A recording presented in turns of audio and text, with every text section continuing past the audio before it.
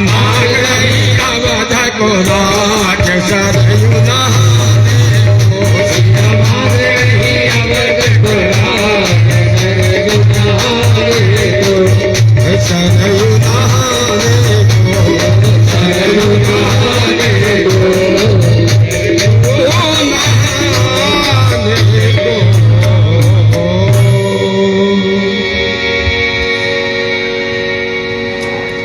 सुंदर सा वहां पर जैसा होना चाहिए था। सभी राजा परास्त हुए, किसी ने धनुष नहीं तोड़ा, राम जी ने धनुष तोड़ा है। सिया के साथ में सुंदर विवाह होता है और विवाह वहां पर चारों भाइयों का, महाराज दशरथ बारात लेकर के आते हैं। चारों भाइयों का विधान पूर्वक जनक जी के भाई है कुशध्वज, जनक जी का नाम है शीरध्वज, और जनक जी के छोटे भाई है कुशध्वज। कुशध्वज की दो कन्याएं और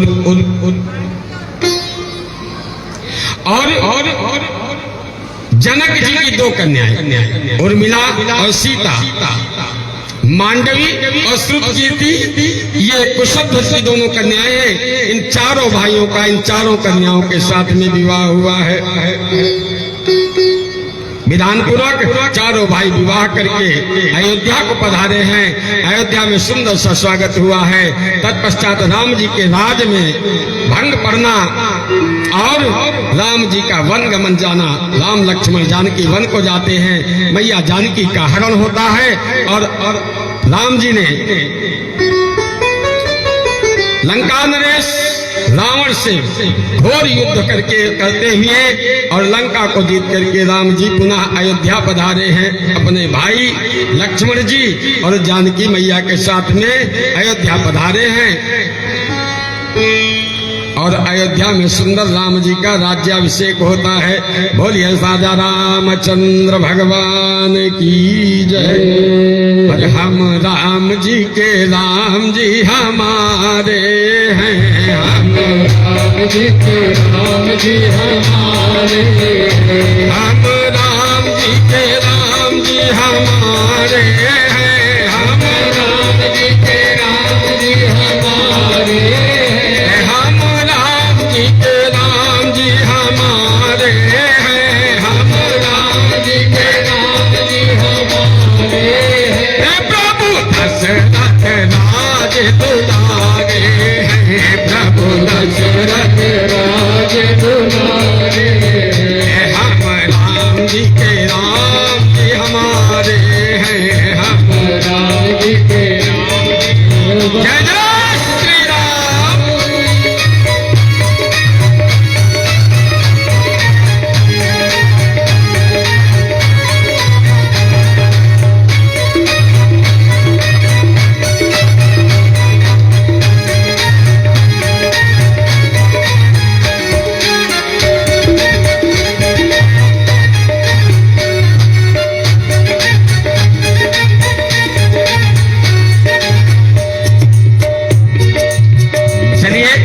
सभी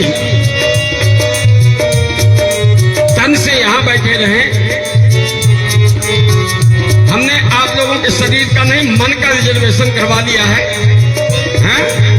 तन से यही उपस्थित रहे और मन से हम सब चलते हैं अयोध्या जी। राम जी मेरे राजा हैं और मेरी मात जानकी मैया रानी है और महारानी बनकर के वहां पर राज कर रही है। कैसे? सीता राम जी की प्यारी राजधानी लागे, राजधानी लागे, मोहे मीठो मीठो सरयू जी को पानी लागे। सीता राम जी की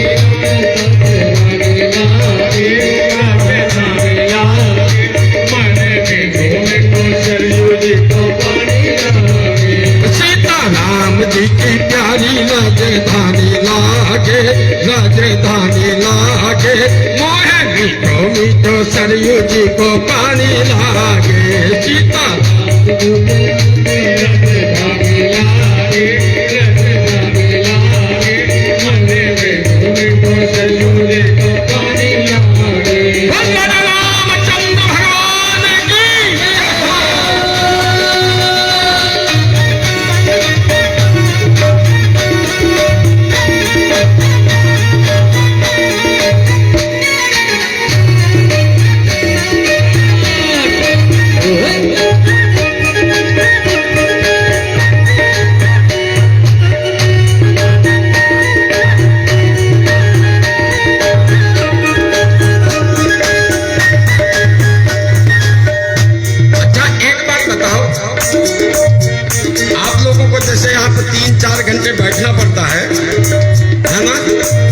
कोई तकलीफ तो नहीं होती है, पैर दुखता नहीं है।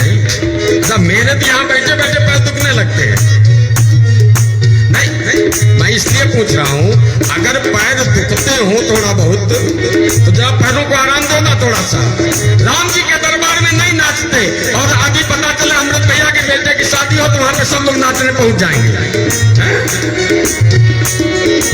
याद रखो, जो राम जी के दरबार में नहीं नाचते ना, तो फिर राम जी उनको गली गली नचाते हैं, है ना।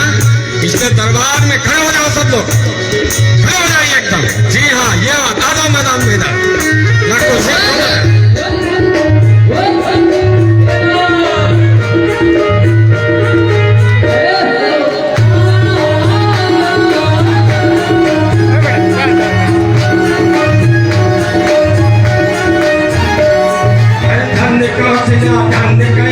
धन्य सुमित्रा मैया, धन्य कौशल्या, धन्य सुमित्रा मैया, धन्य कौशल्या, धन्य कैकेयी, धन्य सुमित्रा मैया, धन्य कौशल्या, धन्य कैकेयी, धन्य सुमित्रा मैया, धन्य गोप दशरथ के आंगन खेले, खेले चारों भैया, तो नवीना सीधी ब्रह्म पानी लागे, ब्रह्म पानी लागे, मन देखो मीठो सरियों को पानी लागे, सीता राम जी की प्यारी राजधानी लागे, राजधानी लागे, मन देखो मीठो सरियों को पानी लागे, सीता राम जी की प्यारी राजधानी लागे, राजधानी लागे, मीठो मीठो सरियों को पानी लागे।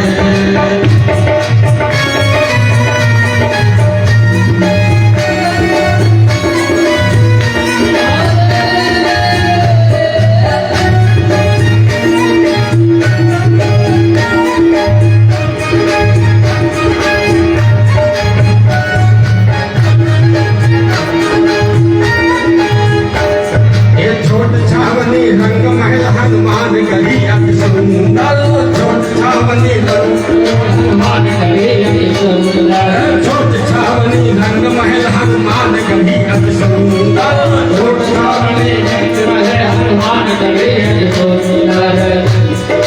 स्वयं जगत के मालिक बैठे, जय हो जय हो जय हो, स्वयं जगत के मालिक बैठे कनक भवन के अंदर, कनक भवन के अंदर, सीता राम जी की शोभा सुख खाने लागे, सुख खाने लागे, मोहे मीठो मीठो सरयू जी को पानी लागे, सीता राम जी की रंग खाने लागे, रंग खाने लागे, मोहे मीठो मीठो सरयू जी को पानी लागे, सीता राम जी की प्यारी राजधानी लागे, राजधानी लागे, मोहे मीठो मीठो सरयू जी को पानी लागे।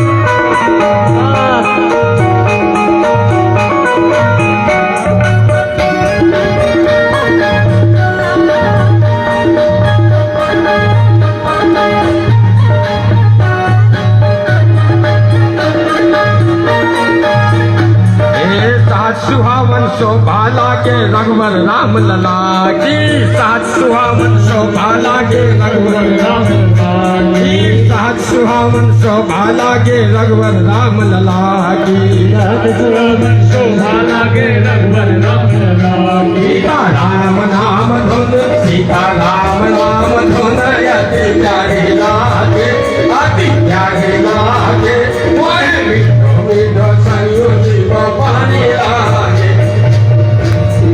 सरयू जी को पानी लागे, सीता राम जी की प्यारी राजधानी लागे, राजधानी लागे, मीठो मीठो सरयू जी को पानी लागे, सीता राम जी की प्यारी राजधानी लागे, राजधानी लागे, मीठो मीठो सरयू जी को पानी लागे, मन मीठो मीठो सरयू जी को पानी लागे, मन मीठो मीठो सरयू जी को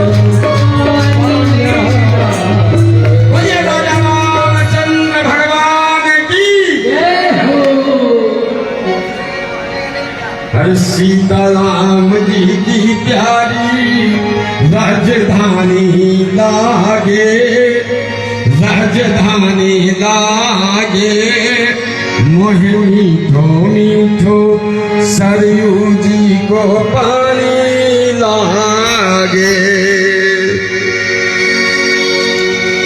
आगे सूर्यवंश का वर्णन। चार भाई राम जी, चारों भाइयों के, राम जी के भी दो पुत्र हैं लव कुश, और तीनों भाई जो बचे इन सबको दुई दुई सुत सब भ्रातन केरे। चारों भाइयों को दो दो पुत्र और सबका अखंड चक्रवर्ती सम्राट महाराज प्रभु श्री राम जी, मर्यादा पुरुषोत्तम प्रभु श्री राम जी। चलिए आगे बढ़ते हुए सुखदेव जी महाराज कहते हैं कि राजन परीक्षित, आपने बड़ा सुंदर विधान से राम जी के वंश का वर्णन सुना, सूर्य वंश से। चलिए अब हम चंद्रवंश में प्रवेश करते हैं। सुखदेव जी महाराज कहते हैं राजन परीक्षित, भगवान नारायण की नाभि कमल से ब्रह्मा, ब्रह्मा के पुत्र हुए अत्रि मुनि, अत्रि मुनि के पुत्र हुए चंद्रमा, जिनसे चला ये चंद्रवंश। चंद्रमा के पुत्र हुए बुध और बुध के पुत्र हुए पुरुरवा। इन्हीं पुरुरवा का ही दूसरा नाम है आयल। राजा आयल का विवाह उर्वशी अप्सरा की पुत्री के साथ हुआ तथा इनके आयु, श्रुतायु, सत्यायु, रय, जय, विजय इत्यादि 6 पुत्र हुए। इन्हीं के प्रतापी वंश में आगे चल करके महाराज नहुष का जन्म हुआ। नहुष के भी यति, ययाति, संयाति, आयति, वियति, कृति, ये 6 पुत्र हैं। सबसे बड़ा पुत्र सन्यासी हो गया। दूसरे पुत्र के 2 विवाह हुए। पहला विवाह हुआ शुक्राचार्य की पुत्री देवयानी से और दूसरा विवाह हुआ ब्रह्मपर्वा की पुत्री शर्मिष्ठा के साथ। ययाति की यदु, तुर्वस, द्रुह, अनपुर आदि 5 संतानें हुई। इन 5 संतानों में सबसे छोटे बेटे का नाम पुरु, जो पिता का अपने अनन्य भक्त था।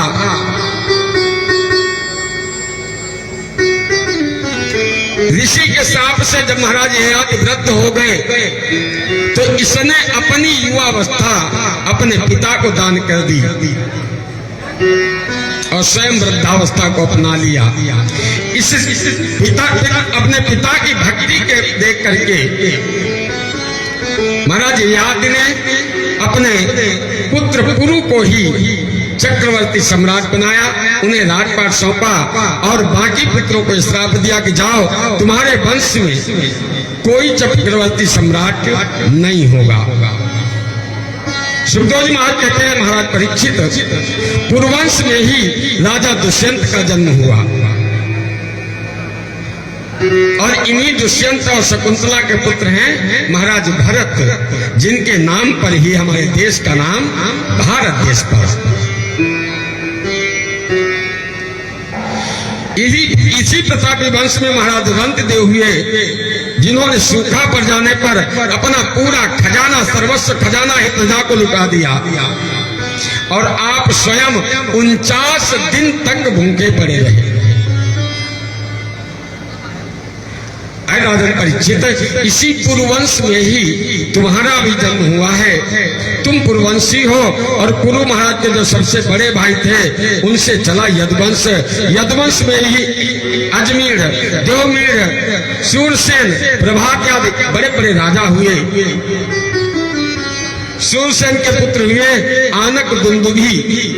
इन्हीं आनक दुंदुभी को ही वसुदेव महाराज के नाम से जाना जाता है। महाराज वसुदेव के 7 पत्नियां थीं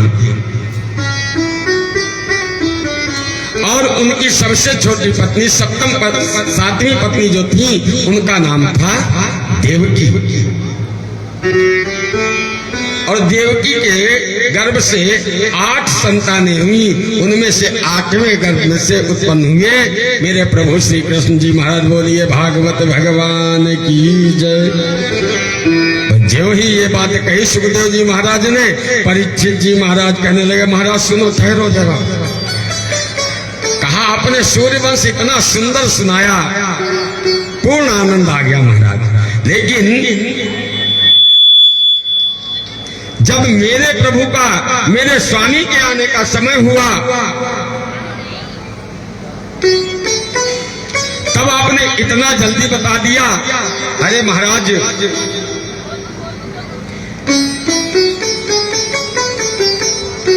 कहा थोड़ा सा जरा विस्तार से कुछ बताओ ना। कहा क्यों? कहा तुम्हारा उनसे क्या रिश्ता? कहा महाराज मेरा तो उनसे रिश्ता है। कहा भाई तुम्हारी कोई रिश्तेदारी तो नहीं, तुम्हारे बाप बाबा पर बाबा जो थे उनसे संबंध था इनका। परीक्षित तुम्हारा श्याम सुंदर द्वारिकाधीश से क्या संबंध है? तो परीक्षित जी महाराज कहने लगे कि महाराज सबके संबंध तो दुनिया में आने के बाद होते हैं, और मेरा संबंध तो जब मैं माँ के गर्भ में था तभी से है। जब मैं माँ के गर्भ में था तो इन्होंने ही तो मेरे गर्भ में मेरी रक्षा की थी, तो इसलिए महाराज मेरा तो बहुत पुराना संबंध है इनसे।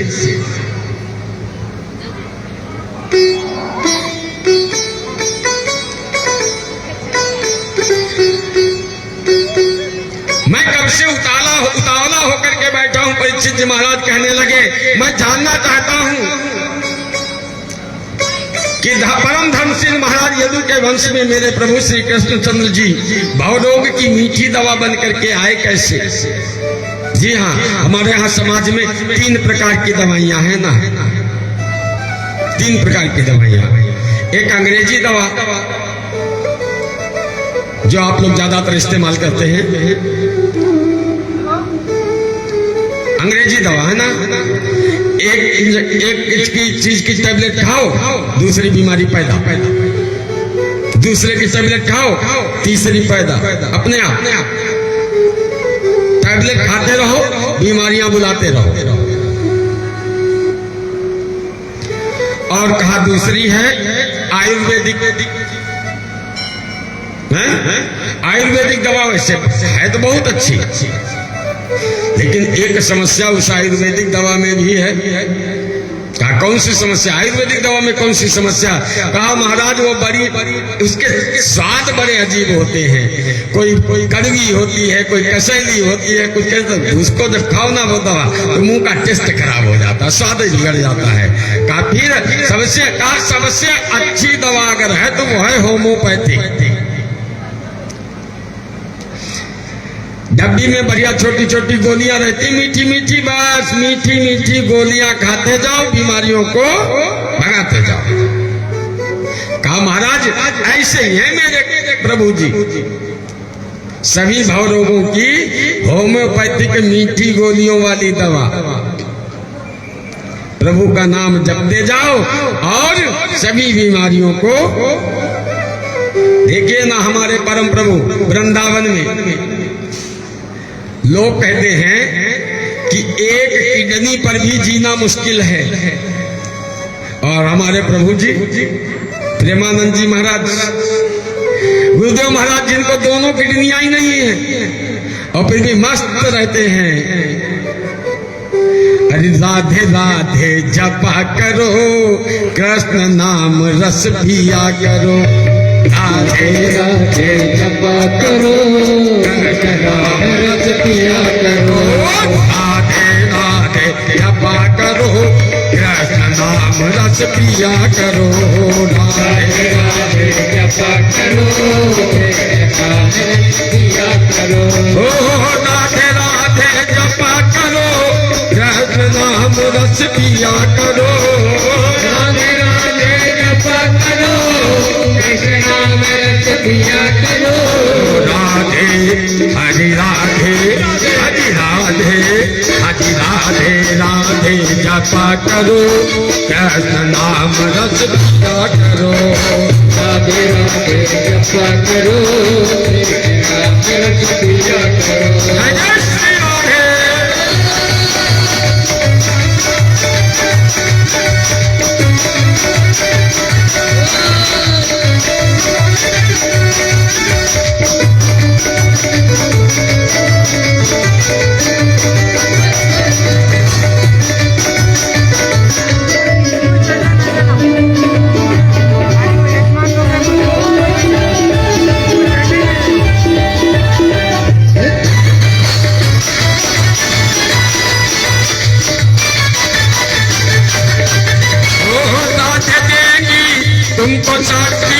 मिलेगी तुमको कृष्ण की भक्ति राधे देगी तुमको भक्ति तुमको सत्य भक्ति राधे देगी तुमको शक्ति मिलेगी तुमको कृष्ण की भक्ति राधे देगी तुमको शक्ति मिलेगी तुमको कृष्ण भक्ति राधे राधे राधे के पाठ बरसाया करो कृष्ण नाम रस पिया करो राधे बरसाया करो राधे राधे जपा करो राधे राधे राधे राधे राधे जपा करो कृष्ण नाम रस पिया करो राधे राधे राधे जपा करो कृष्ण नाम रस जय श्री राधे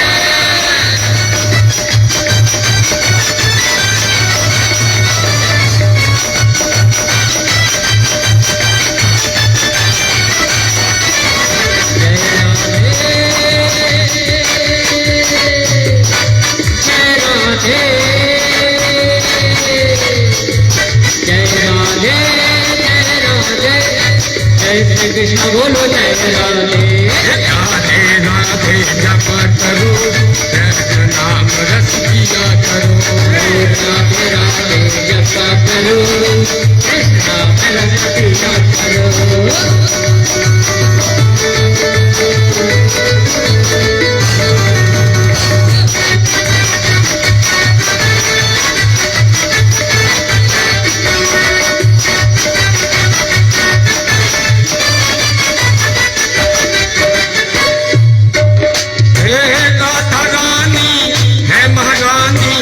महिमा उनकी सब जग जानी राधा रानी है महारानी महिमा उनकी सब जग जानी राधा रानी है महारानी महिमा उनकी सब जग जानी राधा रानी है महारानी महिमा उनकी सब जग जानी चरणों में चरणों में चरणों में राधे अरे चरणों में प्रीति लगाया करो कृष्ण नाम रस पिया करो चरणों में प्रीति लगाया करो कृष्ण नाम रस पिया करो अरे राधे राधे राधे राधे जपा करो कृष्ण नाम रस पिया करो जपा करो कृष्ण नाम रस पिया करो श्री राधे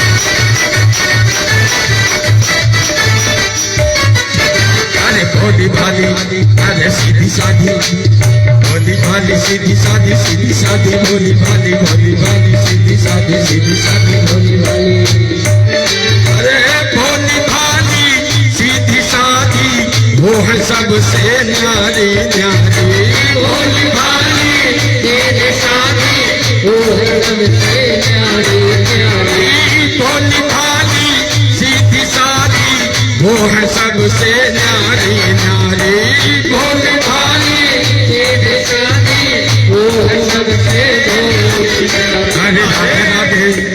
राधे राधे राधे राधे राधे राधे राधे राधे चरण में अरे चरण में शीश झुकाया करो कृष्ण नाम रस पिया करो चरण में शीश झुकाया करो कृष्ण नाम रस पिया करो चरण में शीश झुकाया करो कृष्ण नाम रस पिया करो चरण में शीश झुकाया करो कृष्ण नाम रस पिया करो राधे राधे राधे राधे राधे राधे राधे राधे राधे राधे राधे राधे राधे राधे राधे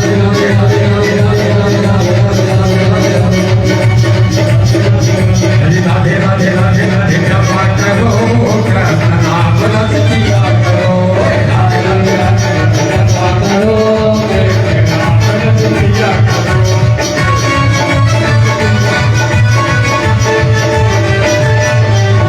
राधे राधे राधे राधे जपा करो कृष्ण नाम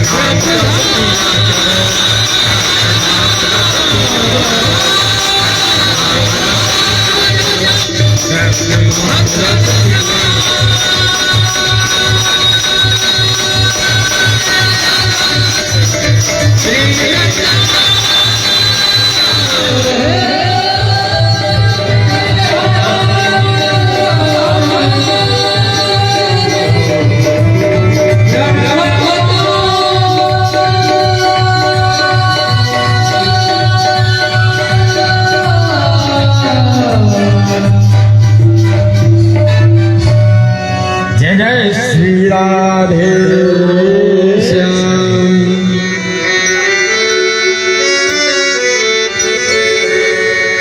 हरे राधे राधे जपा करो, कृष्ण नाम रस पिया करो।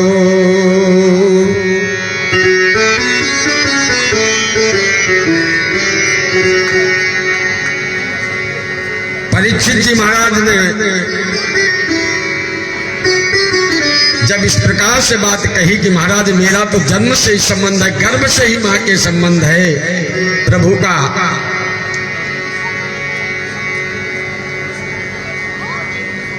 तब सुखदेव जी महाराज कहते हैं सुनो परीक्षित, भगवान की कथा श्रवण करने मात्र से 3 लोगों का कल्याण होता है। 3 लोगों का। किसका किसका? कहा एक तो पहला कल्याण उसका जो भगवान की मधुर कथा का गान करता है, उसका कल्याण। और दूसरा कहा जो कथा सुन रहा है उसका, जो कथा के विषय में प्रश्न करता है उसका कल्याण होता है। और कहा तीसरा, कहा एक पूछ रहा है दूसरा बता रहा है, तो बाकी के सब लोग सुन रहे हैं बैठ करके, उन तीसरे का भी कल्याण होता है। एक प्रश्न करता यहां पर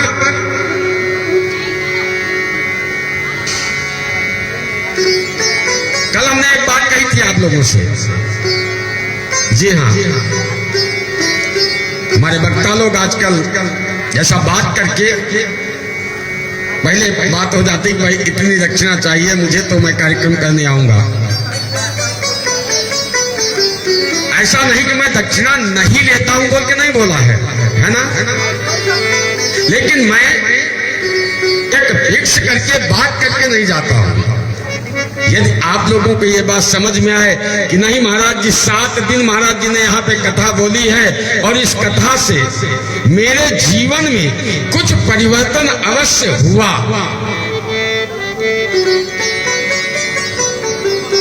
तो फिर दक्षिणा तो सबको चाहिए, क्योंकि हमारा तो यही काम है ना, हमारा परिवार तो इसी से पालन पोषण होता है। लेकिन तब दक्षिणा चाहिए जब इससे आपको ये समझ में आए वाकई में मेरे जीवन में कुछ परिवर्तन, कुछ अच्छा हुआ है।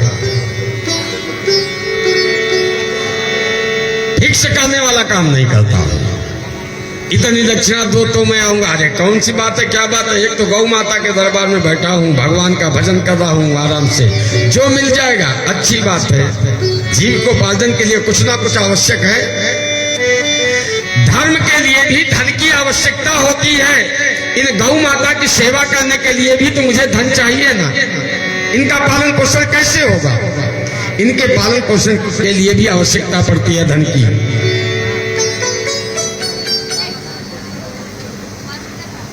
कहा 3 लोगों का फायदा है, सुनाने वाले, प्रश्न करने वाले और दोनों ही जो श्रोता और वक्ता दोनों की बात को जो सुन रहा, तीसरा, उन सबका कल्याण।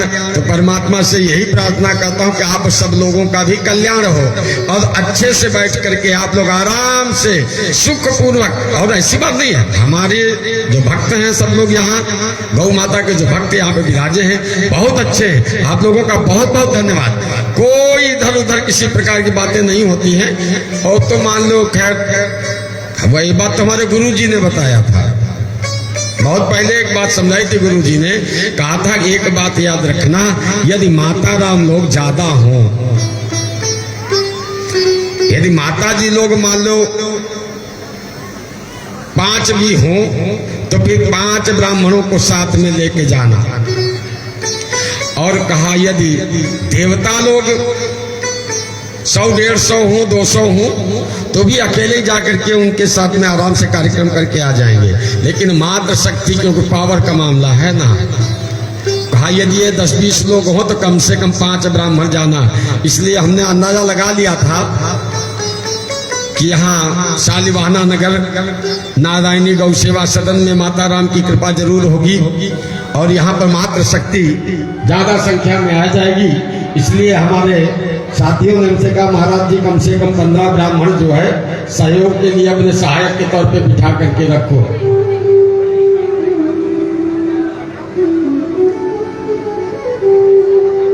क्योंकि यहाँ हम कथा सुनाते रहते हैं, वहां पर दूसरी कथाएं भी चलने लगती हैं बीच बीच में।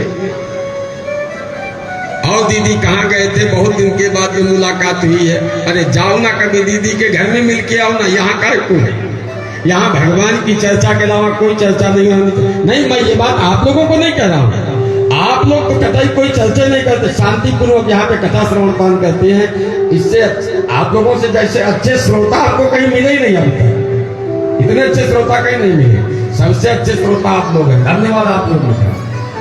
बिल्कुल व्यासपीठ से मैं आप सब लोगों का अभिनंदन स्वागत करता हूँ।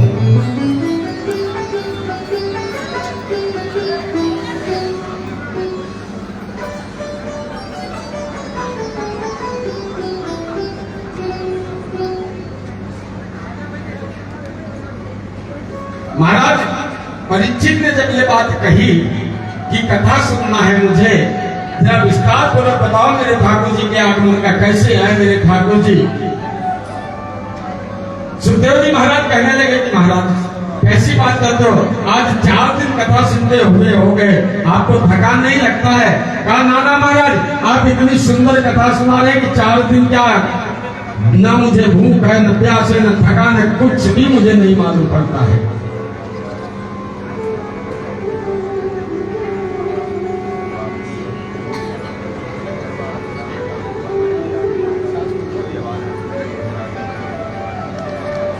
प्रेम के साथ में दोनों हाथ पर उठा करके सभी लोग बोलेंगे जय जय श्री राधे, जय जय श्री राधे, जय जय श्री राधे श्याम।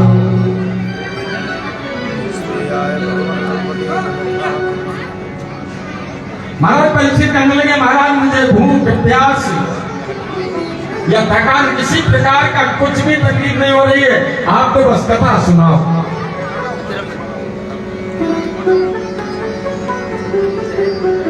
क्या हुआ ये कि मथुरा नरेश महाराज उग्रसेन और देवक इनके छोटे भाई, 2 भाई हैं, और उग्रसेन के का एक पुत्र है जिसका नाम है कंस। कंस धातु से बना शब्द ही है, कंस ये नाम शब्द ही खतरनाक, कंस धातु से बना है कंस शब्द, बस ये खनिकने के अलावा कुछ काम नहीं करता, ये हमेशा दुष्टता प्रकृति वाला शब्द ही है।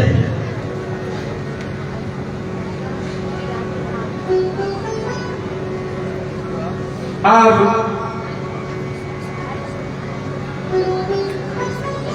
इसने दुष्टता प्रारंभ की ऐसी कि जहां पर भी ब्राह्मण भोजन हो रहा हो उन ब्राह्मणों को मारता, पिंडदान तर्पण श्राद्ध पूजन भजन कुछ भी हो रहा है वहां उपद्रव मचा देता। इसमें उग्रसेन जी ने बाधा भी पहुंचाई, कहा देखो ये गलत है, ऐसा नहीं करना चाहिए।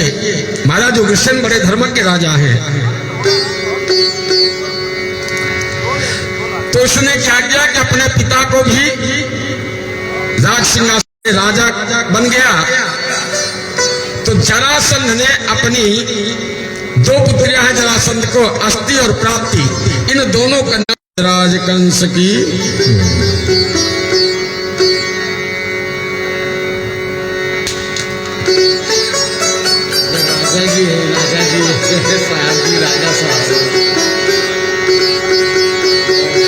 राधे राधे श्री राधे श्री राधे। अजय जरा ध्यान तो दो ना, किसकी जयकारा बोल रहे हो?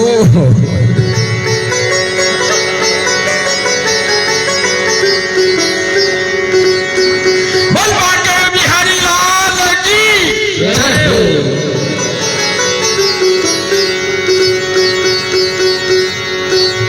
कोई बात नहीं, कोई बात नहीं।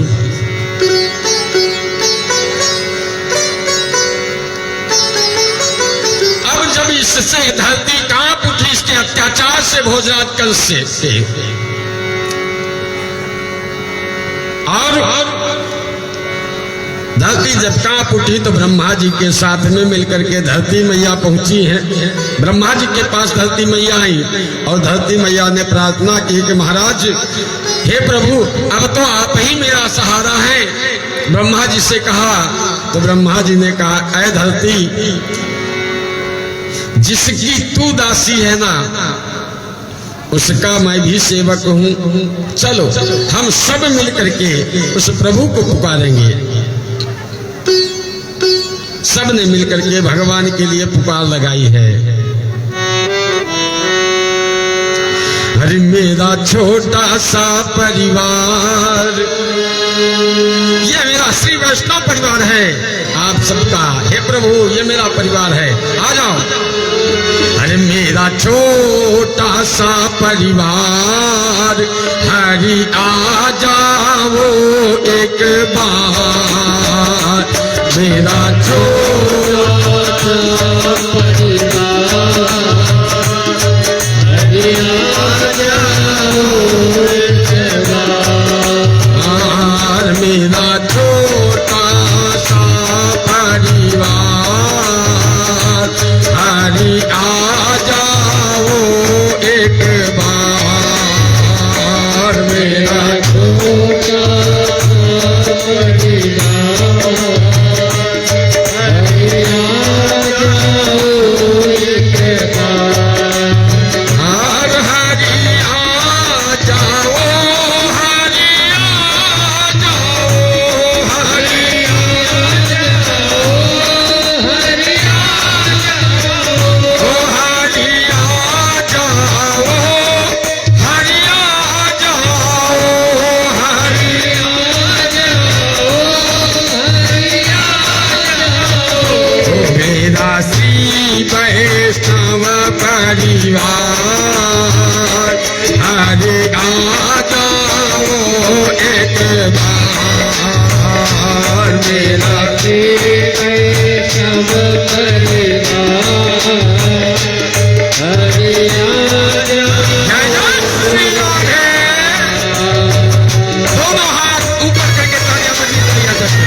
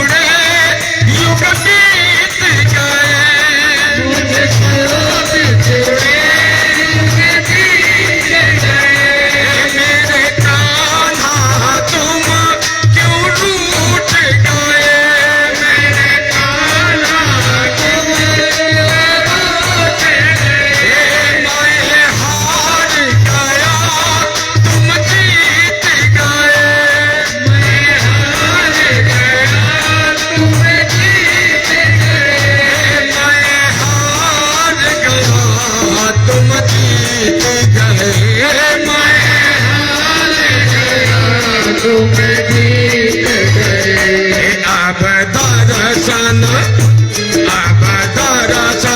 दो सरकार, हरे आ जाओ एक बार।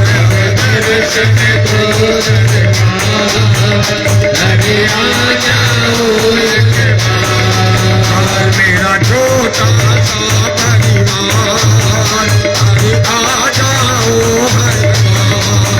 मेरा छोटा सा परिवार, हरे आ जाओ एक बार। मेरा श्री वैष्णव परिवार, हरे आ जाओ एक बार।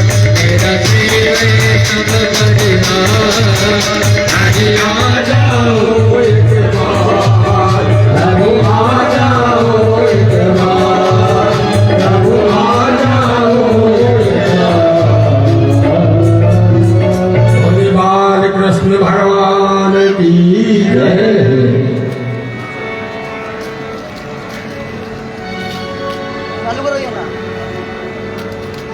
सभी देवता लोग मिलकर के ब्रह्मा जी के साथ में भगवान की आराधना करने लगे। लेकिन मन में एक शंका, कहाँ है भगवान? जहां उनको ढूंढूं, जहां उनके पास में जाके मैं बताऊं, कहूं कि मुझे क्या कष्ट है। अच्छा एक बात बताओ, भगवान कहाँ है? मथुरा में, वृंदावन में, काशी में, अयोध्या में, द्वारिका में?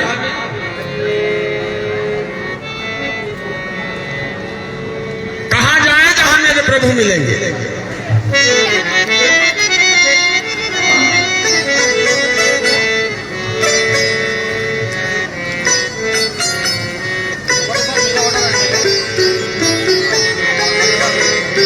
मेरे प्रभु कहाँ मिलेंगे? अब ब्रह्मा इत्यादि सभी देवता परेशान हैं कि कहाँ जाऊं जो मेरे प्रभु मिले।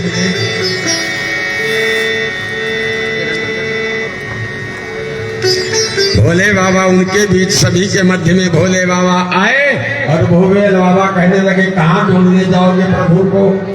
कहा महाराज आप ही कुछ बताओ। कहा मेरे हिसाब से तो एक बात मैं जानता हूँ। बोले क्या? अरे हरि व्यापक सर्वत्र समान, हरि व्यापक सर्वत्र समान। हरि व्यापक सर्वत्र समान, हरि व्यापक सर्वत्र समान। हरि व्यापक सर्वत्र समान, हरि व्यापक सर्वत्र समान। हे मत प्रगट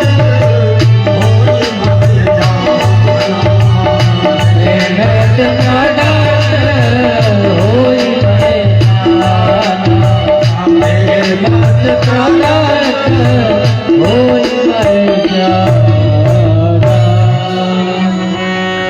खूब आप लोगों ने भी पढ़ा है। अगर मैंने पढ़ा है तो आप लोगों ने भी पढ़ा है। क्या?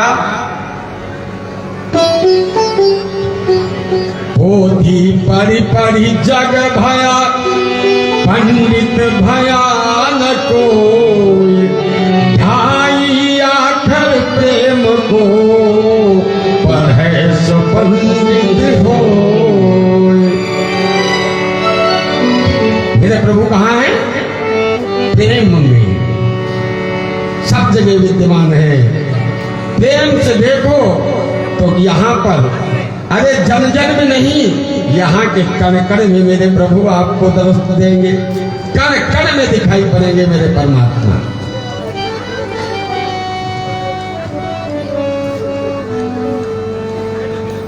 वो मैया परसों कह रही थी, बैठी ना मैया हमारे कैमरामैन के पास में, हमारे ये चूंकि जो हमारे लाइव करने वाले टेलीकास्ट कर रहे हैं ना, ये लोग यहाँ आए तो हमारी वो माता राम है ना,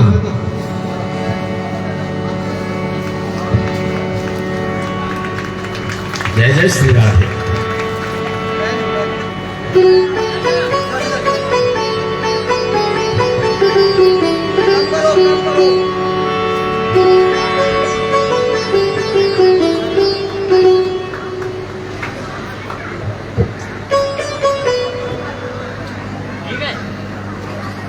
और ये माता रानी मालूम क्या करेगा, हमारे ये दोनों आए लाई करने वाले बच्चे कानपुर से आए, आते सीधे माता राम ने किडनैप कर लिया दोनों बच्चों को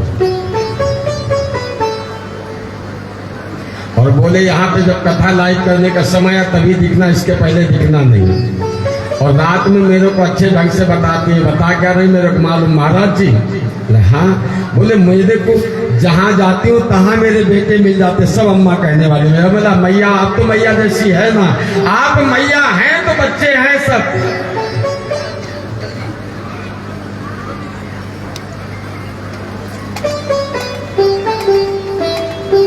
और क्या, तो कण कण में मेरे परमात्मा है, कोई जगह ऐसी बाकी नहीं। जहां जाओगे एक बात याद रखना, एक चीज याद रखना, जिस भी स्वरूप को आप देखें उस स्वरूप को प्रेम के साथ में निहारे।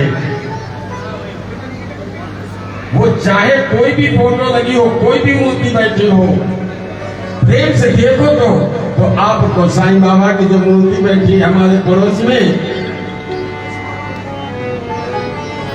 वहां पर भी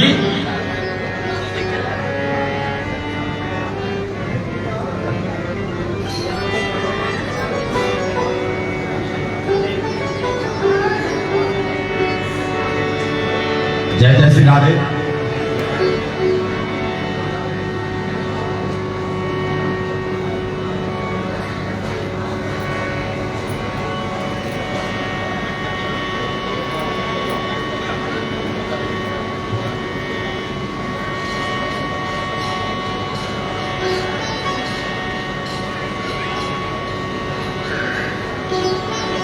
प्रेम के साथ में दोनों हाथ ऊपर उठा करके सभी लोग बोलेंगे जय जय श्री राधे, जय जय श्री राधे, जय जय श्री राधे श्याम।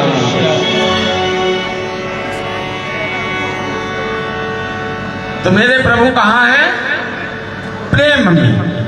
प्रेम में ही परमात्मा है, जहां पर आप हम सब। बाबा रामदेव महाराज तो बड़ी सुंदर शब्द लिखते हैं, कहा बैठिए बाबा जी। जब विभीषण जी को त्याग दिया है रावण ने, और विभीषण जी राम जी के पास चले आए हैं, तब बाबा लिखते हैं अरे जहां सुमति कहाँ संपत्ति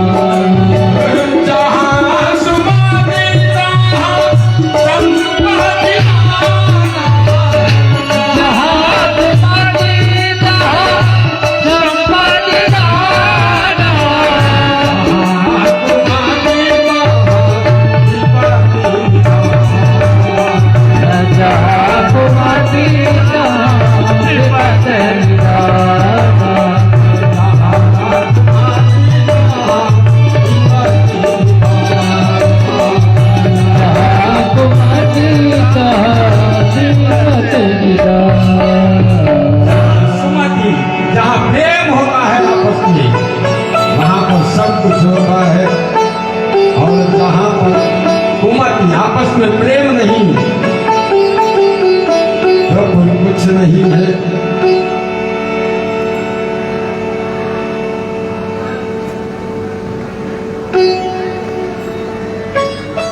प्रेम सब कुछ है, जहाँ पर प्रेम होता है मेरे प्रभु जी वहीं पर प्रकट हो जाते हैं। जो ये बात कही भोले बाबा ने, जो ही सभी देवता लोग भगवान को वहीं बैठ करके पुकारने लगे, आ जाओ प्रभु। मेरे परमात्मा को जो पुकार लगाई, जो ही मेरे प्रभु ने आकाशवाणी हुई और कहा वसुदेव रहे साक्षात। आकाशवाणी हुई, मैं अपनी शक्ति के साथ में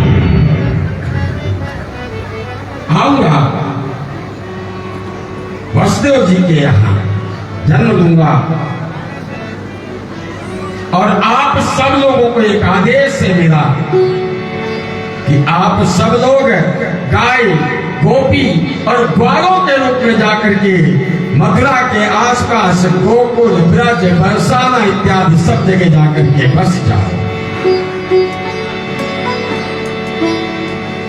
इस आकाशवाणी को सुन करके सभी देवता लोग तुरंत सब अपना अपना संत लोग जितने भी हैं चल दिए हैं वृंदावन के लिए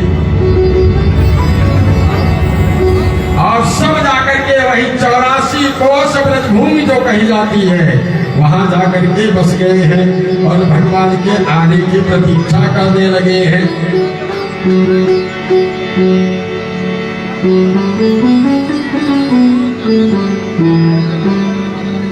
अब भागवत जी में बड़ी सुंदर बात देखी, भगवान कहाँ पैदा हुए थे? सही बताना, कृष्ण भगवान कहाँ पैदा हुए थे? जो लोग जानते हैं वो लोग हाथ उठा करके संकेत देते हैं हमारे को। कुछ लोग ऊपर हाथ उठा रहे हैं फिर अंदर कर दे रहे हैं, कुछ लोग सोच रहे हैं कि आखिरकार कहूं कहाँ पैदा हुए थे, जरा सामने बताइए माता बहन जी। कृष्ण भगवान कहाँ पैदा हुए थे? जेल में। सही बात है ना, जेल में पैदा हुए। और वेद व्यास जी महाराज क्या लिख रहे हैं भागवत जी में मालूम है? वसुदेव ग्रहे साक्षात भगवान परसापर। भागवत जी में लिख रहे हैं वसुदेव जी के घर में भगवान पैदा हुए। अच्छा एक बात और बता दो, घर किसे कहा जाए? घर किसे कहा जाए?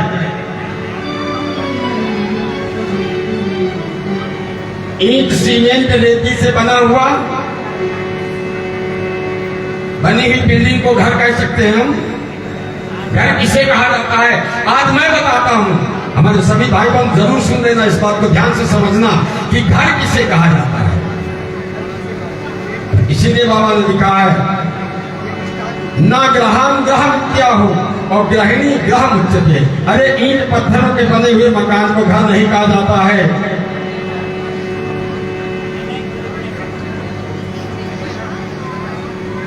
घर किसे कहा जाता है? जहां पर गृहिणी रहती हो, जहां पर लोग घर के लोग रहते हो वहीं पर घर होता है। तो इसलिए भगवान ने कहा कि जाओ तुम लोग, और अकेले नहीं जाना, अपनी अपनी पत्नियों को साथ में लेकर के जाओ। और भगवान ने कहा मैं भी अपनी शक्ति के साथ में आऊंगा। और उस समय वसुदेव जी महाराज कहाँ थे? देवकी मैया के साथ में कारागृह में बंद थे। तो वसुदेव जी का घर कहाँ हुआ? इसलिए बाबा लिखते हैं वसुदेव ग्रहे। घर उसी को ईंट पत्थर से बने हुए मकान को घर नहीं, वो बिल्डिंग हो सकती है, मकान हो सकता है, लेकिन ग्रह नहीं कहला सकता। गृह वही होता है जहाँ गृहिणी होती है, जहाँ परिवार प्रेम के साथ में रहता है, उसी को गृह स्वामिनी जहाँ हो, गृह स्वामी जहाँ हो, उसी को गृह कहा जाता है।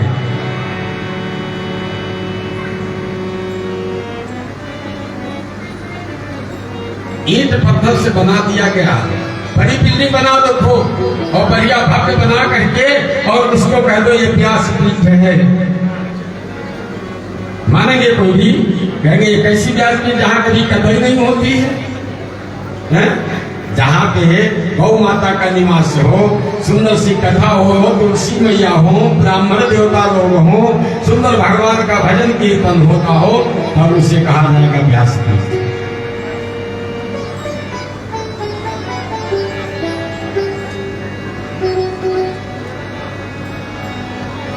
सभी देवता लोग विविध रूपों में मथुरा मंडल में देवी देवताओं का अवतार होने लगा। मोक्षदायिनी परम मथुरा में भगवान का नित्य निवास है। यत्र नित्यम सन्निहितो हरि। यहाँ के राजा महाराजा हुसैन बहुत बड़ी धर्मात्मा है। फेसबुक खोलना पड़ेगा मेरे को। केवल इनका पुत्र दुष्ट है, क्या हुआ? अब ये जो कि दुष्टात्मा है, इसने सोचा जैसे आजकल राजनीति में होता है ना, राजनीतिक लोग करते हैं ना, राजनीतिक फायदे के लिए उसने सोचा कि अब समाज बिगड़ गया है, अब की बार वोट नहीं मिलेंगे, लोग बाग राजा की बुराई कर रहे हैं, तो इन्होंने गेम खेल दिया। बहुत आजकल इसने क्या गेम किया? इसने किया ये कि इसके जो चचेरी बहन है जिसका नाम है देवकी, उसके विवाह की कहानी वसुदेव जी के पास में गया और कहा महाराज चलो तुम्हारा विवाह है। वसुदेव जी महाराज बरात लेकर के आए, विधान पूर्वक कन्या का विवाह किया है देवकी मैया का वसुदेव जी के साथ। ये नहीं ये और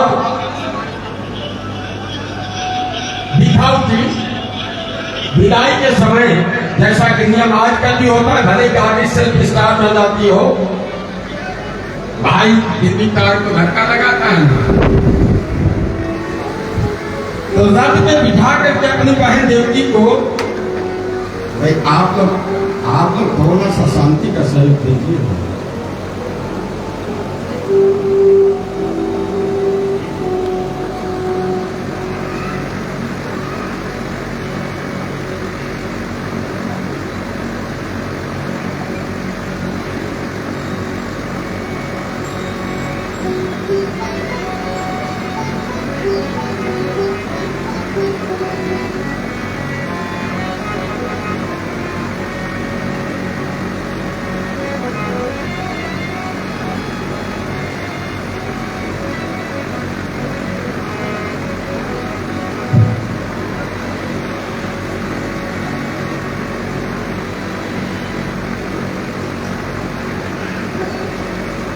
जय जय श्री राधे प्रेम के साथ में दोनों हाथों को उठा करके बोलेंगे। देखो आप लोग भगवान जल्दी आए बोल करके सोच रहे या देर लगे हैं? जल्दी आना चाहिए। जल्दी आने के लिए थोड़ी मेहनत तो करनी पड़ेगी ना। ऐसे साधारण भगवान मिल जाए तब तो फिर हो गई बात है ना। महाराज जी तो मैंने साधारण मिल जाते हैं, कोई बात नहीं है, लेकिन भगवान नहीं मिलेंगे ना ना ना, क्योंकि भगवान को मैंने यहाँ हृदय में छिपा करके रखा है। यहाँ से इस हृदय से परमात्मा को निकालने के लिए कुछ तो मेहनत करनी पड़ेगी ना भैया।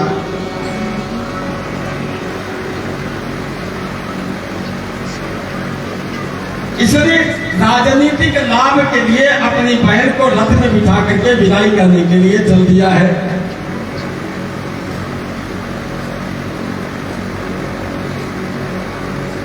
और जैसे अब तो ये देवताओं ने सोचा ये तो सब काम बिगड़ गया, ये जो समाज कहने लगा अरे देखो सब लोग क्या कहते हैं, मेरा राजा तो बड़ा अच्छा है, इतने प्रेम के साथ में अपनी बहन का विवाह किया, इसे विदाई करने के लिए लेके जा रहा है।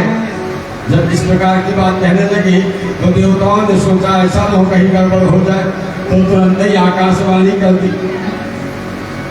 ये बगुला भगत जो बनावटी भगत है ना, इसका असली रूप सामने आ जाए। असली स्वरूप सामने लाने के लिए देवताओं ने तुरंत आकाशवाणी की और कहने लगे देवता लोग, ऐ भोजराज का सुन, जिस बहन को तू इतना प्रेम के साथ में रथ में बिठा करके मिला करके लेके जा रहा है, इसी देवकी का अष्टम पुत्र तेरा काल होगा, काल होगा, काल होगा।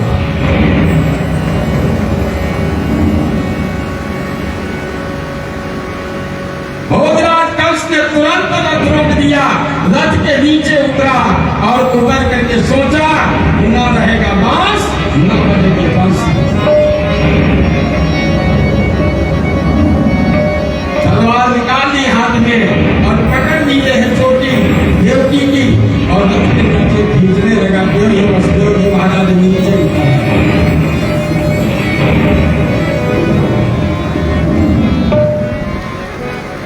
पति का मतलब क्या होता है समझते हैं? आज आप लोगों को हम पति का मतलब भी समझाएंगे। पति किसे कहा जाए?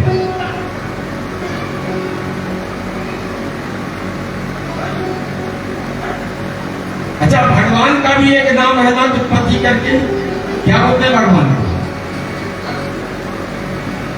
जगतपति होते हैं ना। क्यों? जगतपति, पति का मतलब ये होता है इनके प्रकार जैसे भी हो, कुछ भी हो, कुछ भी हो जाए, जो अपनी पत्नी की रक्षा करता है उसे कहा जाता है पति, और बाकी के तो विनाश पति। यदि आप अपनी पत्नी की रक्षा नहीं कर सकते हैं, पत्नी की रक्षा करना पति का धर्म है। वसुदेव जी महाराज रथ छोड़े, नीचे उतरे और तुरंत ही भोजनाथ कंस के समक्ष हाथ जोड़ करके खड़े हो गए और कहने लगे, महाराज आप इतने बड़े राजा हैं, इतनी शक्ति है आपके अंदर, बड़े बड़े लोगों को तुमने मारा है, और क्यों इस कन्या को, इस अमला के ऊपर हाथ उठा करके अपनी तलवार को बंदा करोगे? हाँ महाराज, मैं इसे नहीं छोड़ूंगा। कहा क्यों? कहा इसका पुत्र मुझे मार डालेगा। अरे कहा 8वां पुत्र मारेगा ना। एक काम करो, आप हम दोनों को कारागृह में बंद कर दो, और इसकी जितनी संतानें होंगी मैं ला करके आपको दे दूंगा। भोजनाथ कंस में वसुदेव देवकी को कारागृह में बंद करवा दिया, ताले लगवा दिए, चारों तरफ से पहरा लगवा दिया। प्रथम पुत्र का जन्म हुआ। वसुदेव जी महाराज बालक को लेकर के पहुंचे हैं भोजनाथ कंस के पास में। इसने बच्चे को देखा, कहा महाराज ले जाओ। अरे मुझे तो 8वें पुत्र से, तो कहा ठीक है। वसुदेव जी महाराज बड़े प्रसन्न हुए, बालक को लेकर के चल दिए। देवताओं ने सोचा फिर गड़बड़ हुआ, इसे तो दया आ जाएगी, पाप का घड़ा खाली रह जाएगा। जब तक पाप का घड़ा भरेगा नहीं तब तक प्रभु आएंगे नहीं।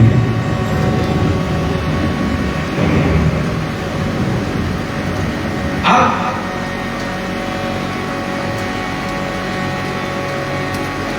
कहा फिर क्या किया जाए? तो मेरे नारद जी चले हैं, नारद जी आए भोजनाथ कंस के यहाँ और कहने लगा, अरे भोजनाथ ये तुमने क्या किया? तुमने बच्चे को वापस कर दिया। कहा महाराज ये तो पहला बालक है। अरे कहा ये देवता लोग हैं, उनकी गिनती समझ में नहीं आएगी तुम्हारे, ये उल्टी सीधी सब गिनतियां करते हैं।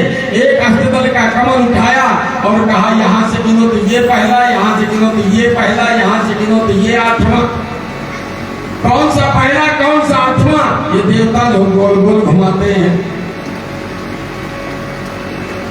तुरंत बुलवाया बच्चे को और पकड़े पैर पटक दिया वही शिला पर। प्रथम बालक को मारा, दूसरे को मारा, तीसरे को मारा। इस प्रकार से देवकी मैया के 6 पुत्रों को मार दिया है भोजनाथ कंस ने। और इधर क्षीर सागर में झगड़ा हो रहा है।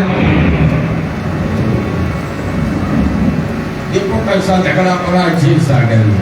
हमारे बप्पू भैया बिल्कुल क्षीर सागर ही प्रकट कर दिए यहाँ के।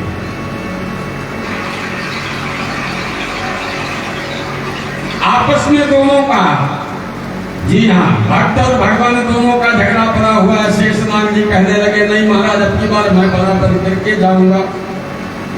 क्यों? अरे कहा जब देखो आप बड़े बन करके जाते हो और जो मन में है बिना मेरे मन की इच्छा जाने हुए ही अपने मन की सब कुछ करवाते हो, इसलिए महाराज अब की बार मैं बराबर के जाऊंगा। शेषनाग जी देवकी मैया के गर्भ में पधारे हैं। प्रभु ने मेरे योग माया को बुलाया और कहा कि जाओ, जो देवकी के गर्भ में है बालक, उस बालक को गर्भ से निकाल करके रोहिणी के गर्भ में स्थापित कर दो। आजकल लोग बोलते हैं ना, बच्चा प्लांट वाला कुछ हॉस्पिटलों में चलता है ना, वो बच्चे को कुछ क्या बोलते हैं उसको,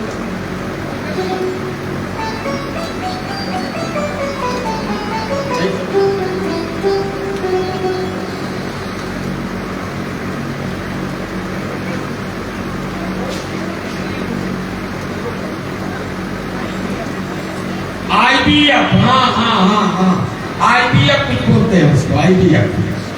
आजकल डॉक्टरों ने बोले आईवीएफ वो कुछ एक बच्चा दूसरे के बॉटल में क्या कि कैसा दूध पालन पोषण करके फिर उसको माँ बना करके उसको बच्चा दे देते हैं, ऐसा कुछ है। अरे भैया आज अभी साइंस बहुत पीछे है, याद रखना। ये आज का नियम नहीं, उस जमाने का नियम है। कहाँ मथुरा और कहाँ गोकुल। गोकुल में रहती थी रोहिणी मैया और मथुरा में थी देवकी मैया, और वहां से बालक को देवकी मैया के गर्भ से बालक को ले जाकर के रोहिणी मैया के गर्भ में स्थापित कर दिया गया। इधर भोजराज कंस को जब पता चला कि देवकी का 7वां गर्भ व्यर्थ हो गया, निष्फल हो गया, और इधर मेरे स्वामी तैयार हुए हैं कन्हैया जी, मेरे 8वां गर्भ देवकी मैया के गर्भ में ज्यों आया। गर्भ आते ही आज कारागृह में भी चारों तरफ से प्रकाश उत्पन्न हो गया है, तेज बढ़ गया है देवकी मैया का अपने आप में, और बड़ी प्रसन्न रहती है देवकी मैया। धीरे धीरे समय आया मेरे प्रभु के आगमन का।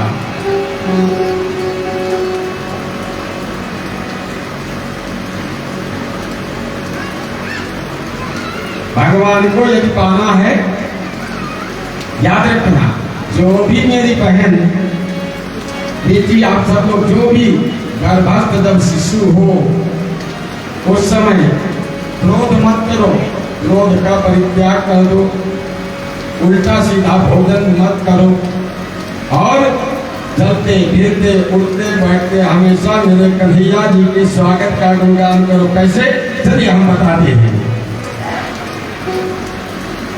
हरि स्वागतम कृष्णा, हमेशा भगवान, हे प्रभु आपका स्वागत है, आइए।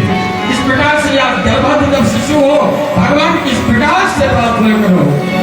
हरि स्वागतम कृष्णा शरणागतम कृष्णा, स्वागतम कृष्णा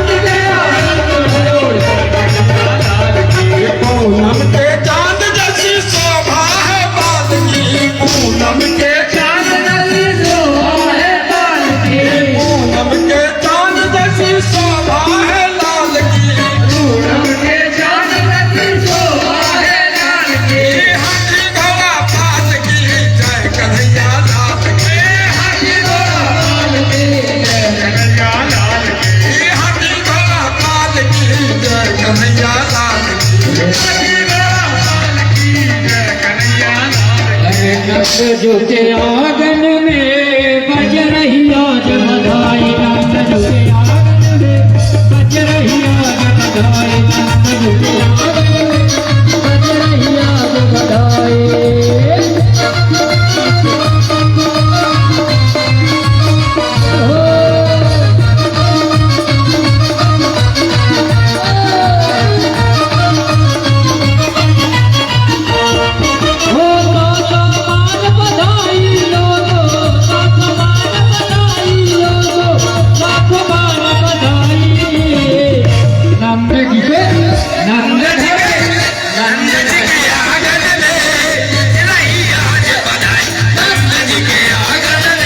बज रही आज बधाई।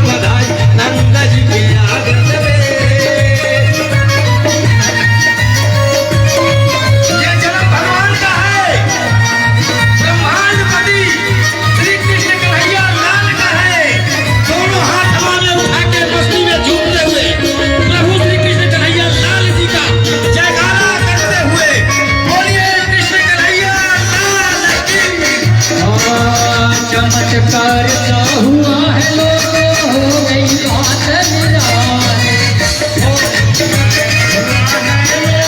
हो गई रात निराली। चमत्कार सा हुआ है लोगों, हो गई रात निराली, हो गई रात निराली।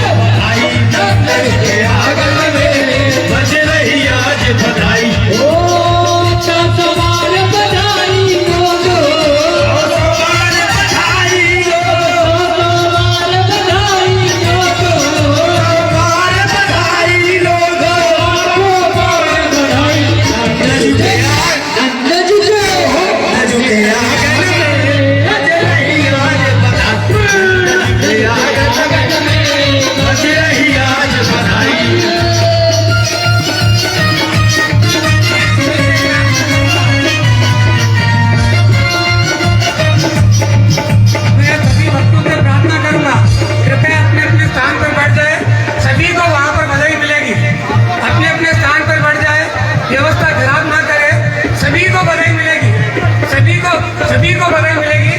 कृपया अपने अपने स्थान पर बैठे रहे। मैं पुनः एक बार प्रार्थना कर रहा हूँ, सभी को अपनी जगह पर बधाई मिलेगी। सभी लोग बैठेंगे तभी बधाई मिलेगी, सभी को बधाई मिलेगी।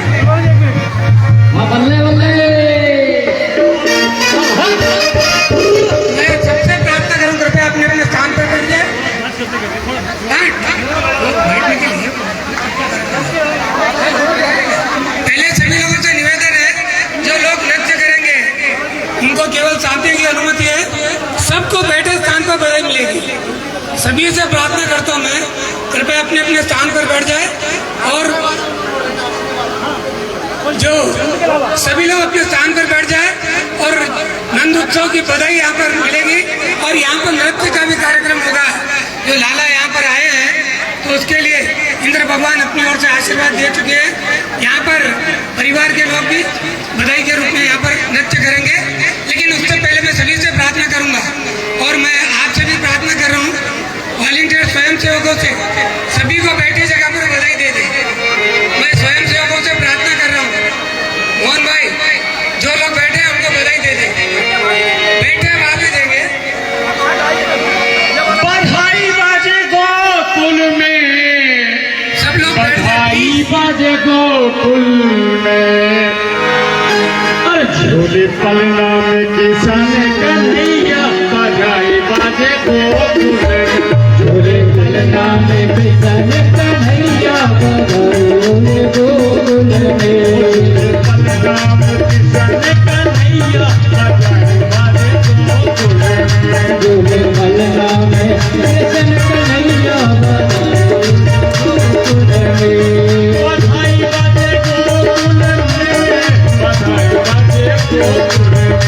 बधाई बाजे गोकुल में बधाई बाजे गोकुल में बधाई बाजे गोकुल में पलना में कृष्ण कन्हैया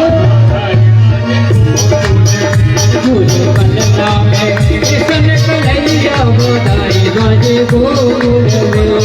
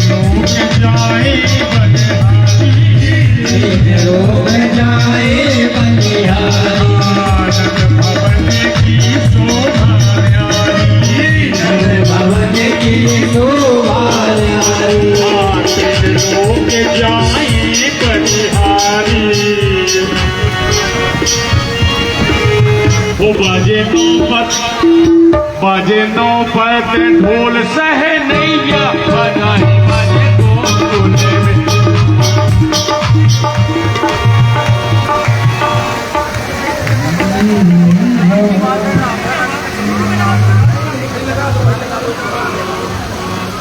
मीठे रस से भरे रानी लागे महारानी लागे मेरे करो करो जगा जी को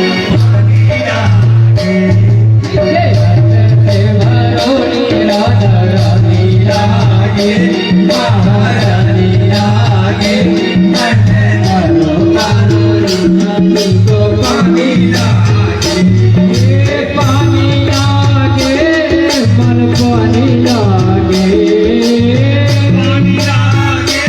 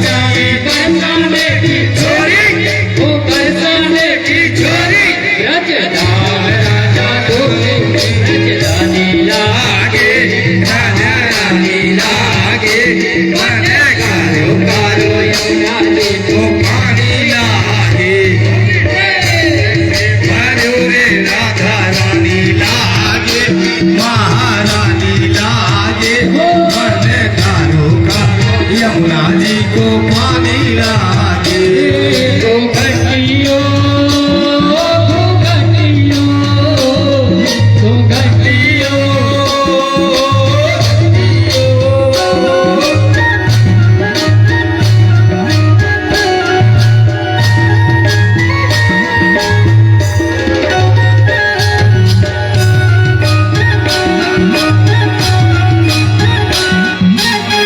सभी भक्तों को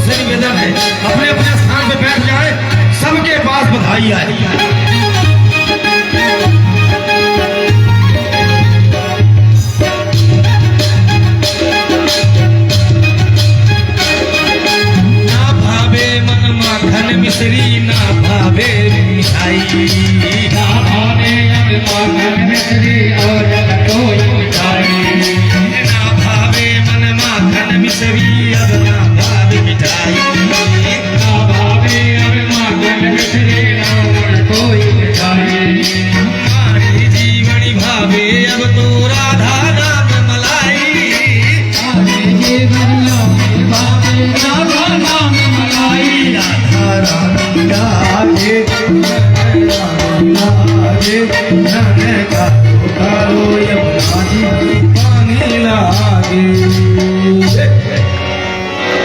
मैं सभी से प्रार्थना कर रहा हूँ, कृपया वे अपने अपने स्थान पर बैठ जाए। सभी को बधाई मिलेगी, सभी को बधाई मिलेगी, व्यवस्था खराब ना करें। मैं सभी से हाथ जोड़कर प्रार्थना कर रहा हूँ। मैं कार्यकर्ताओं से भी प्रार्थना कर रहा हूँ कि बैठे बातें दीजिए, जो लोग खड़े हैं उनको मत दीजिए, जो लोग खड़े हैं उनको बधाई मत दीजिए, जो लोग बैठे हैं उनको दीजिए। और सभी से प्रार्थना कर, सभी को मिलेगी। बहुत बधाई है, बहुत ज्यादा बधाई है। ये बालकृष्ण का दरबार है, कोई भी नहीं है। सभी लोग बैठ जाइए। पुनः सबसे प्रार्थना करूं, कृपया बैठ जाए, अपनी अपनी स्थान पर बैठ जाए। सभी को बधाई मिलेगी, सभी लोगों से प्रार्थना है। और मैं कार्यकर्ताओं से भी निवेदन करता हूँ, जो लोग बैठे हैं केवल उन्हीं को बधाई दे, जो खड़े हैं आपको ना दे। व्यवस्था बनाए रखिए। इतनी शांति से आपने सुना है, अब केवल थोड़ी देर के लिए व्यवस्था खराब मत कीजिए। बैठे रहिए अपनी अपनी जगह पर।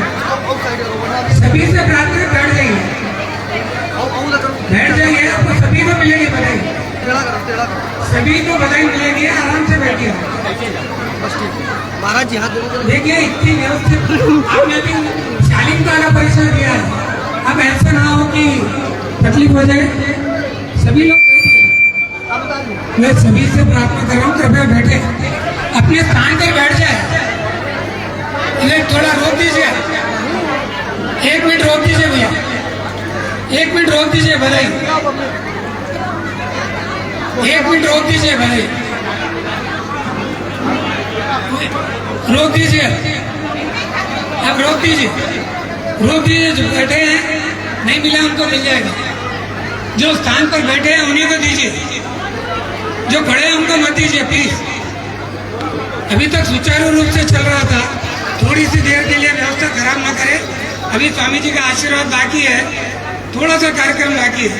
जब आपने 5-6 घंटे व्यवस्थित गुजारे हैं तो केवल 15 मिनट के क्यों कर दें? अब मत दीजिए, अब मत दे भैया, भैया अब मत दो।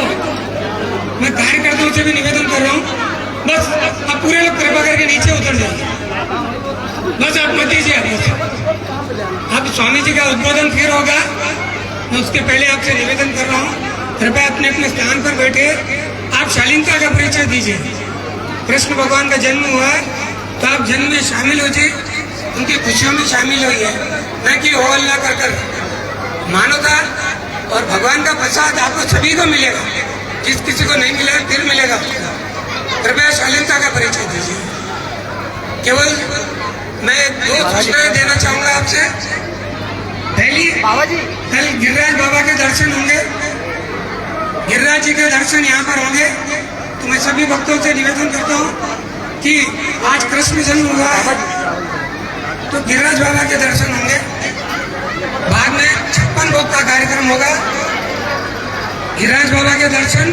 तो मैं आपसे पुनः प्रार्थना करता हूँ कि कल आइए, और आज बालक कृष्ण का जन्म हुआ है, बाल कृष्ण का, कल गिरिराज बाबा के दर्शन होंगे। तो आप कृपया कल समय पर आइएगा, क्योंकि आज भी कुछ लेट हुआ था। देखिए ये ईश्वर का चमत्कार कि यहाँ पर प्रसन्नता केवल हमको ही नहीं हुई, इंद्र भगवान को भी हुई थी।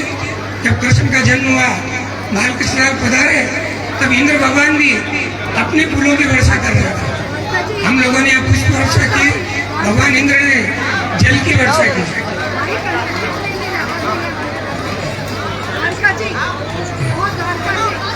तो मैं आपसे प्रार्थना करता हूँ, सभी लोग बैठे शांति बनाए रखें। शांति बनाए रखें सभी लोग। नहीं। मैं आपसे प्रार्थना कर रहा हूँ, कृपया शांति बनाए रखें। कृष्ण जन्म हुआ है कल गिरिराज बाबा के दर्शन होंगे, कल 56 भोग के दर्शन होंगे, तो आपको उत्साह चालू हो गया, क्योंकि लाला जब घर पधारा है तो खुशी रहेगी, उत्साह का ही काम रहेगा। तो हमको भी उत्साह में शामिल होना है। जैसे आज हमने शालीनता का परिचय दिया, ये पूर्ण विश्वास है मुझे कि कल भी हम इसी तरह शालीनता के साथ, मैं आपको पुनः एक बार कह दूं कि गंगा का तट बाजू है, गौशाला गायों के पवित्र प्रांगण में, और इस पुनीत महीने में, पितृपक्ष के महीने में कथा का श्रवण करना, और विस्तृत रूप से जो बहुत सी जानकारियां आपको शायद ना मिली हो, आपके श्रीमुख से नई जानकारी मिली है, आपको और भी नई जानकारी मिलेगी। लेकिन मैं प्रार्थना करूंगा ये कोलाहल बंद कर दे, शांति बनाए रखे, शालीनता का परिचय दे, क्योंकि हम यहाँ पर एकत्रित हुए हैं भागवत कथा का श्रवण करने के लिए। और मैं नहीं चाहता कि आपसे हमारी बातों में दूसरों को वंचित होना पड़े। इतनी सार गर्भित कथा बहुत कम जगह देखने मिलती है। मैं आयोजकों से भी कहूँगा और यहाँ पर अपने परिवार के सदस्यों से भी कहूँगा, कृपया वे भी शालीनता बनाए रखें। आप सीट पर बैठ जाए, क्योंकि हम अपेक्षा करते हैं दूसरे लोग शांत रहे। अगर घर के लोग ही और बातचीत करेंगे तो फिर दूसरों को दोष दे नहीं पाएंगे आप। तो पुनः एक बार प्रार्थना करता हूँ, ज़्यादा समय नहीं लूँगा, केवल 2-3 बातें, जो मुख्य बातें मैं आपसे शेयर करना चाहूँगा कि कल गिरिराज बाबा के दर्शन होंगे, कल 56 भोग के दर्शन होंगे। अगर कोई गोदान करना चाहता है, गौ पूजा करना चाहता है, क्योंकि पितृपक्ष है, अपने पूर्वजों की शांति के लिए, अपने पूर्वजों को अपनी ओर से श्रद्धांजलि देने के लिए यदि आपकी इच्छा हो तो आप कार्यालय में संपर्क कर सकते हैं। आपको गोदान के लिए विधिवत आप श्री के सानिध्य में, आपके आचार्यत्व में विप्र ब्राह्मणों द्वारा आपको विधि पूर्वक गोदान का कार्यक्रम होगा, आपके पूर्वजों की शांति के लिए। क्योंकि ऐसा अवसर बार बार नहीं आता कि जैसे गंगा का तट पास में हो और गौ माता की पवित्र भूमि हो, गौशाला का प्रांगण हो, ये पवित्र मास हो और उसमें श्रीमद् भागवत की कथा हो। ऐसे अवसर बहुत कम आते हैं। यदि आते भी हो तो आपको गैया माता नहीं मिलेगी। तो यहाँ आपको सुअवसर प्राप्त हो रहा है। आप गौ सेवा के लिए या गौदान के लिए यदि इच्छा हो तो निश्चित रूप से आप कार्यालय में संपर्क कर सकते हैं या मुझसे संपर्क कर सकते हैं। मैं बाहर बैठूंगा कुछ देर बाद में।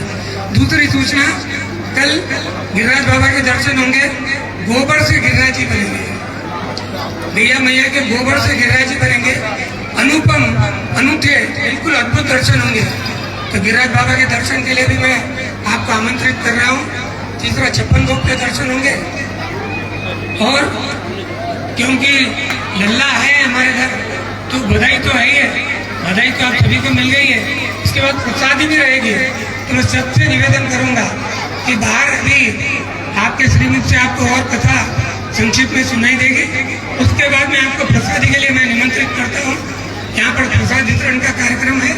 और कल के लिए भी पुनः एक बार ये नहीं कि और गौ सेवा के लिए ऐसे कोई ऐसी बात ही नहीं है, किसी को संकोच हो, किसी को कोई कल्पना हो, तो ऐसा कुछ नहीं है। आपकी जो इच्छा है, जो श्रद्धा है, वो गायों के लिए हम कीमत लगा भी नहीं पाते गायों की। तो बस ज़्यादा समय नहीं लेते हुए 3 बात पुनः दोहराऊंगा। कल गोबर से गिरिराज बाबा बनेंगे, अद्भुत अद्भुत दर्शन होंगे, आपने शायद कभी नहीं किए होंगे। वो दर्शन का लाभ आपको मिलेगा। और गिरिराज जी के महत्व स्वामी जी के श्रीमुख से हम लोग सुनेंगे। 56 भोग के दर्शन होंगे और गौ सेवा करनी हो तो वो है। और संडे के दिन आपको गाय के बारे में प्रश्नोत्तरी दी गई है, वो प्रश्नोत्तरी का आपको समाधान देना है। संडे को आपका एग्जाम होगा और यहाँ पर जो लोग सिलेक्ट हो गए, तेलंगाना क्षेत्र का एग्जाम होगा। यहाँ पर प्रथम पुरस्कार वाले को 1 लाख रुपये दिया जाएगा, द्वितीय पुरस्कार वाले को 50,000 और तृतीय पुरस्कार वाले को 25,000 रुपये। तो क्योंकि गायों के प्रति आपका आकर्षण बढ़ाना है, नई पीढ़ी को गायों के गुणों के बारे में अवगत कराना है। कि एक छोटी सी बात, ज़्यादा समय नहीं लूँगा, क्योंकि एक बड़े विद्वान को सुनने के बाद में मुझ जैसे नासमझ की बातें वो मायने नहीं रखेगी। लेकिन मातृशक्ति यहाँ पर अधिक संख्या में है कि मातृशक्ति अपने गर्भ में 9 महीने बालक को धारण करती है और उसके बाद यदि उसका मलमूत्र त्यागे तो यह दृष्टि से देखती है। लेकिन गाय का मल और मूत्र पंचगव्य में आता है, पंचामृत में आता है और भगवान को नैवेद्य के रूप में अर्पित किया जाता है। तो जब गाय के मल मूत्र की इतनी ज्यादा महत्व है या महत्ता है, तो अगर गौदान आप करेंगे तो पीढ़ियां चढ़ जाती हैं। कहते हैं कि आप जाने के बाद ही हमको एक 9 योजन की बैतरनी नदी पार करनी होती है, जो कि खून और पीप की नदी होती है। यदि हमने गौदान किया, गाय की सेवा की, तो गाय अपनी पूंछ पकड़ाकर आपको भवसागर पार करेगी। तो गाय का इतना महत्व है। मैं चाहूँगा अधिक से अधिक संख्या में लोग आए और गौदान गौशाला में इस पवित्र महीने में गंगा नदी के तट पर और गायों के बीच और इस पुनीत पर्व पर, इस पुनीत महीने में और आप श्री के सानिध्य में आपको गौ सेवा का आनंद मिलेगा। गौदान करना है, जो भी इच्छुक व्यक्ति है वो आए कृपया। अब मैं अपने शब्दों को विराम देकर श्रद्धेय स्वामी जी से प्रार्थना करूंगा कि वो आगामी कार्यक्रम को संभालें।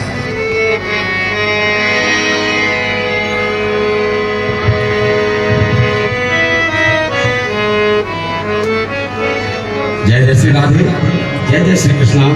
सभी लोग प्रेम के साथ में अभी आप लोगों के सामने हमारे डीटी तिवारी जी, दुर्गा प्रसाद जी तिवारी बड़ी सुंदर बात बता रहे थे। देखिए, हम लोग वक्ता हैं, मानता हूं, लेकिन आप लोग हमारी माता हैं। हम अगर वक्ता हैं तो आप हमारी माता हैं। ये वक्ता बनने का भी श्रेय आप लोगों को ही जाता है। आप लोगों ने ही तो मुझे ऐसा बनाया कि मैं वक्ता बन गया, नहीं तो ऐसे कैसे वक्ता बन जाता। शांति का विशेष सहयोग देते हुए, और फिर बात असल में क्या, तिवारी जी तो बोल गए कि शांति रखो। अरे कैसे, जब नटखट कन्हैया आया है तो शांति रख कहाँ सकते हैं ये लोग। प्रेम के साथ दोनों हाथ ऊपर उठा करके बोलेंगे जय जय श्री राधे। मेरे खुशियों का रहना ठिकाना, खुशियों का रहना ठिकाना, मेरे जैसा कोई होगा न दीवाना। हमारे घर श्याम आए हैं, हमारे घर श्याम आए हैं, हमारे घर श्याम आए हैं, हमारे घर श्याम आए हैं, हमारे घर श्याम आए हैं,